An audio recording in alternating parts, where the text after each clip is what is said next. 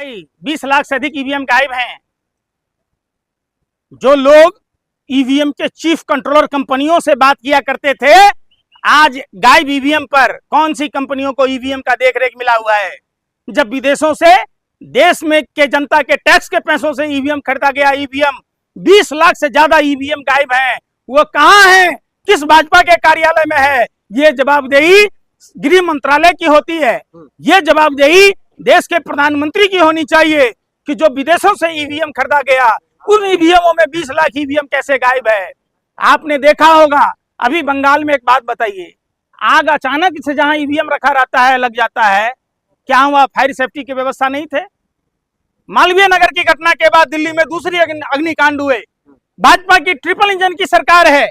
Bharatiya Janata party के लोग सिर्फ चंदा दो धंधा लो, कोई जांच पड़ताल नहीं।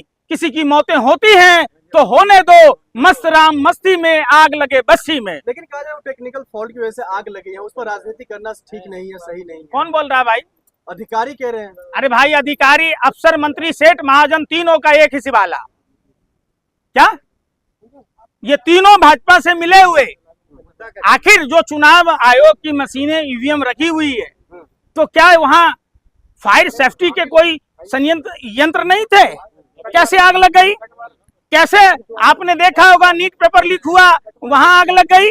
जहां जहां सबूत होते हैं वही वही आग क्यों लगता है? ममता बनर्जी के विधायक कह रहे हैं कि भाई उन्हीं 10 विधानसभा का ईवीएम उसमें है जिस पर हमने सवाल उठाया था, वही जला है।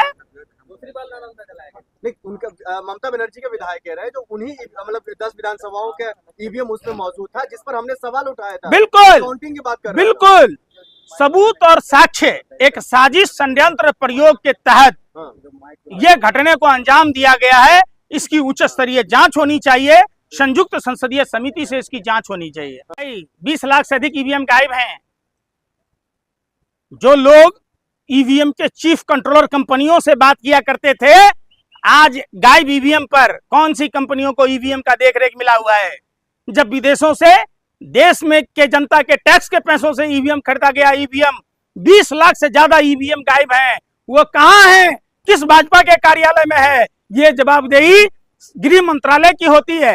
ये जवाबदेही देश के प्रधानमंत्री की होनी चाहिए कि जो विदेशों से ईवीएम खरीदा गया, उन ईवीएमों में 20 लाख ईवीएम कैसे गायब है?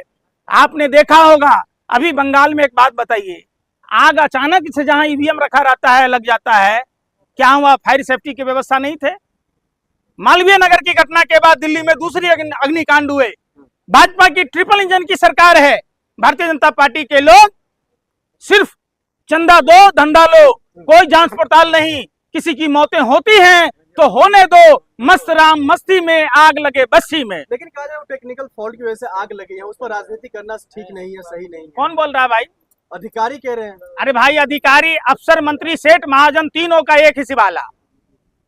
क्या ये तीनों भाजपा से मिले हुए? आखिर जो चुनाव आयोग की मशीनें ईवीएम रखी हुई है, तो क्या वहां फायर सेफ्टी के कोई यंत्र नहीं थे? कैसे आग लग गई? कैसे? आपने देखा होगा, नीट पेपर लीक हुआ, वहां आग लग गई। जहां जहां सबूत होते हैं वही वही आग क्यों लगता है? ममता बनर्जी के विधायक कह रहे हैं कि भाई उन्हीं 10 विधानसभा का ईवीएम उसमें है जिस पर हमने सवाल उठाया था, वही जला है।